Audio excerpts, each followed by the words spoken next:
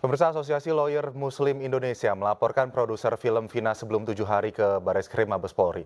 Pelaporan itu karena film tersebut menimbulkan kegaduhan terkait penanganan proses pidana yang dilakukan polisi.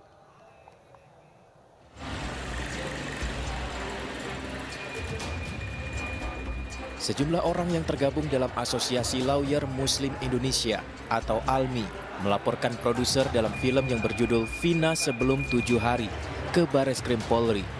Laporan yang dilakukan karena film tersebut menimbulkan kegaduhan dan narasi negatif terkait penanganan proses pidana yang dilakukan polisi. Walaupun telah membawa sejumlah dokumen sebagai alat bukti, namun Bareskrim menyatakan kepada pihak pelapor untuk berkonsultasi terlebih dahulu kepada Komisi Penyiaran. Ketua Umum Asosiasi Lawyer Muslim Indonesia Zainul mengatakan nantinya dari hasil konsultasi bersama Komisi Penyiaran, ALMI akan kembali mengajukan pelaporan berdasarkan pengaduan masyarakat. Apakah lembaga penyiaran berwenang untuk masuk ke sana atau belum? Nah, kemudian kawan-kawan saya berbilang terkait dengan delik pasal 28 sudah memenuhi syarat, tapi baru harus diklarifikasi dulu oleh Dewan Penyiaran KPI. Karena bagaimanapun juga, yang saya sampaikan kan ada undang-undang pers yang kebebasan pers tidak bisa langsung dilapor ke kepolisian, harus melalui Dewan Pers dulu.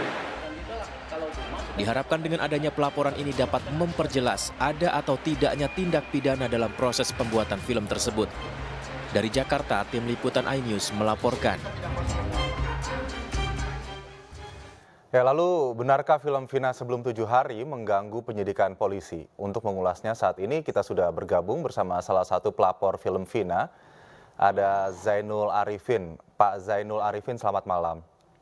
Ya, malam, Mas. Baik, dan juga bergabung pada dialog malam hari ini sutradara film Vina, Mas Anggi Umbara. Mas Anggi, selamat malam. Malam. Baik, terima kasih atas waktunya dan juga sudah bergabung dan nanti akan bergabung pakar komunikasi Universitas Gadjah Mada, Bang Nyarwi Ahmad. Baik, saya mungkin mau ke Pak Zainal Arifin terlebih dahulu.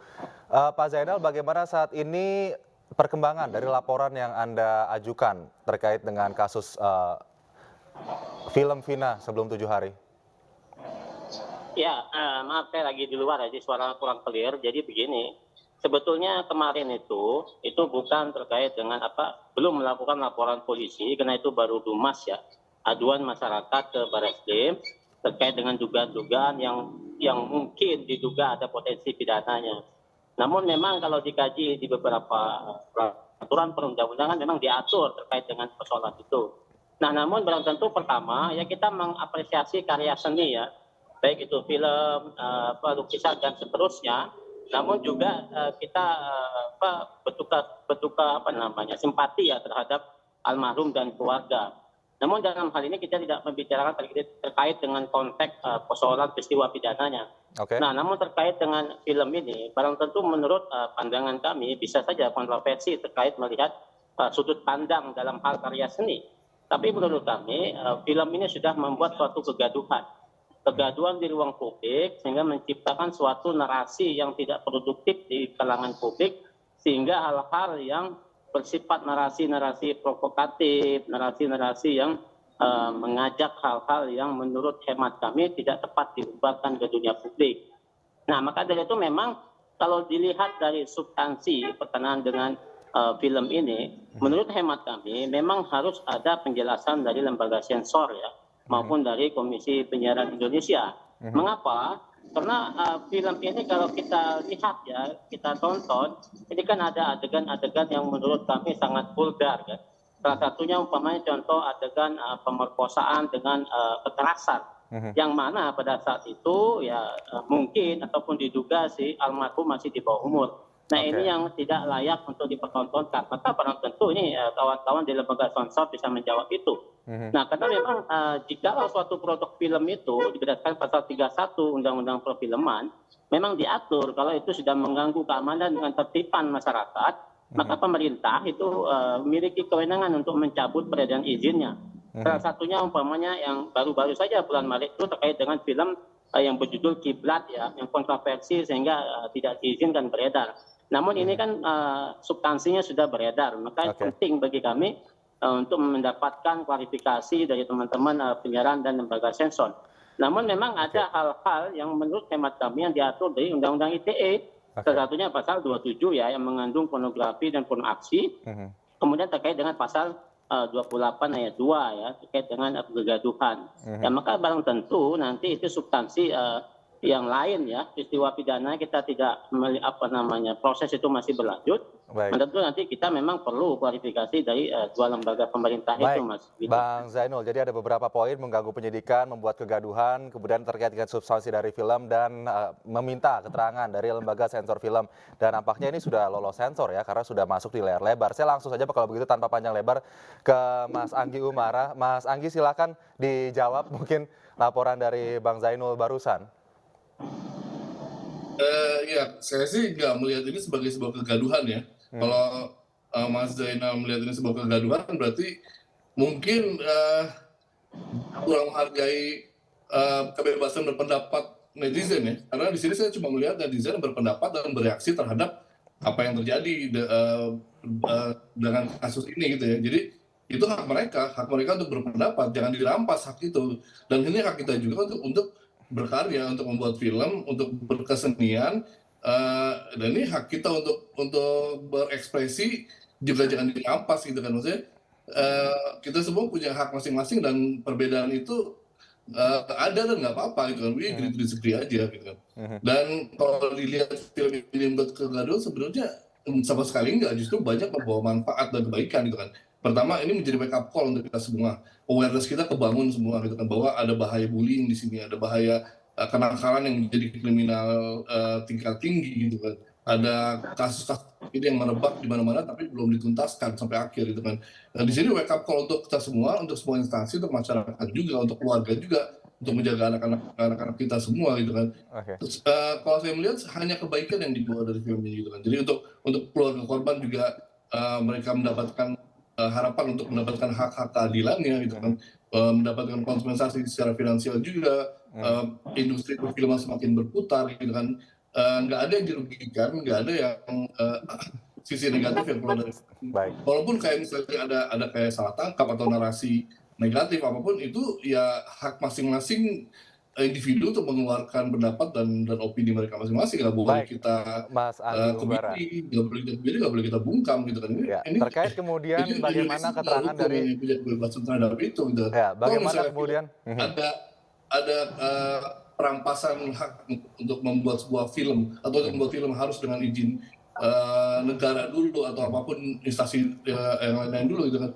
Apa bedanya gitu kan sama aja negara hukum yang mungkin pakai sistem komunis gitu kan, kayak di Vietnam atau di China yang harus bikin film harus dengan Mas Anggi, nanti saya juga akan menanyakan terkait dengan lembaga sensor film begitu. Pada saat kemudian memberikan produk film ini kepada lembaga sensor film, apa-apa saja kemudian advice yang diberikan oleh lembaga sensor film. Dan nanti juga saya mau menanyakan ke Bung Zainul terkait dengan substansi dalam film, apa yang membuat Anda resah. Usai jeda pemirsa, iNewsroom segera kembali.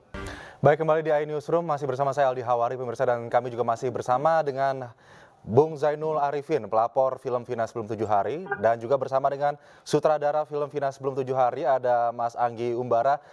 Mas Anggi, tadi saya belum selesai, apa advice yang kemudian diberikan oleh lembaga sensor film, karena ini menjadi salah satu poin yang diberikan oleh Bung Zainul Arifin pada laporannya. Advice, nggak ada advice sih, mereka melihat dan suka dan menyetujui dan mensupport, bahkan semoga sukses. Itu yang kata-kata, dan bahkan setelah hari pertama pun dari ketua LSF memberikan selamat kepada saya personal di WhatsApp dan ke produser juga gitu kan, bahwa congratulations, filmnya bagus dan sukses gitu. Nggak ada masalah dari LSF. Dan kalau dibandingkan dengan film-film lainnya yang 17 tahun itu banyak yang lebih parah, misalnya yang sampai kepala meledak lah, kepala dipotong lah, macam-macam, sampai seksual behavior yang jauh lebih dari ini tuh ada gitu. Jadi sebenarnya dibilang vulgar sama sekali enggak sih kalau menurut kami. Oke, baik. Saya langsung lempar ke Bung Zainul Arifin. Bagaimana Bung Zainul, substansi apa yang membuat Anda gaduh, membuat resah? Karena ini sudah menjadi kasus yang kemudian membuka mata publik kembali, dilakukan penyelidikan ulang, begitu, lalu kemudian menyita atensi publik yang sangat besar di Indonesia saat ini.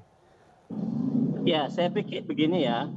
Dengan adanya film ini kan memang tidak semuanya negatif ya, pasti ada dampak positifnya sebuah karya seni ya. Namun dengan munculnya film ini kan menimbulkan atau menciptakan suatu kontroversi di masyarakat, kemudian membuat aparat penegak hukum bergerak ya. Memang ada istilah no viral no justice. Namun tidak semua hal yang viral itu dipaksakan untuk melakukan penegakan hukum. Karena bagaimanapun juga, barang tentu dengan hadirnya film ini dapat mengungkapkan fakta, tapi dampak dari film ini pihak kepolisian dipandang terkesan memaksakan dengan melakukan penegakan hukum sehingga berasumsi masyarakat ada salah tangkap dan seterusnya. Maka kan ini film yang belum selesai proses hukumnya. Maka kami berpikir belum pantas untuk dinaikkan sebagai film. Beda halnya umpamanya maaf kayak yang Racun Cineda yang lalu dijadikan film karena itu proses hukumnya sudah ingkrah. Apa goals Artinya Anda tidak dalam mengganggu proses laporan ini, penegakan Bung hukum. Zainul Arifin? Ya. Goals Anda apa dalam laporan ini ke pihak Barreskrim Polri? Barang tentu nanti harus diklarifikasi ya bagi yang memproduksi film ini, dan kami juga nanti besok insya Allah ya pergi ke lembaga KPI dan lembaga sensor untuk minta penjelasan apakah film ini terbit sudah sesuai dengan peraturan perundang-undangan. Nah, barang tentu nanti dari sana akan ada proses-proses selanjutnya, tapi paling tidak pihak produksi film ya mengklarifikasi dan meminta maaf ke publik atas kegaduhan ini supaya betul-betul penegakan hukum sesuai dengan rule-nya, bukan kena ada intervensi pihak lain. Oke. Sedikit saja tapi Anda setuju ya ada dampak positif bagi penegakan hukum dari film ini tadi Anda sempat menyebutkan. Bung Zainul? Baik. Oke, saya kalau begitu akan menyapa salah satu narsum kita juga akan bergabung malam ini, ada Bang Nyarwi Ahmad. Bang Nyarwi, pakar hukum, pakar komunikasi kami Universitas Gadjah Mada. Bang Nyarwi sudah bergabung. Selamat malam Bang Nyarwi. Malam, Aldi. Oke, saat ini kami sudah bersama dengan pelapor film Vina Sebelum 7 Hari dan juga ada sutradara Vina. Begitu Anda melihat kontroversi film Vina Sebelum 7 Hari ini di kacamata Anda sebagai pakar komunikasi publik begitu.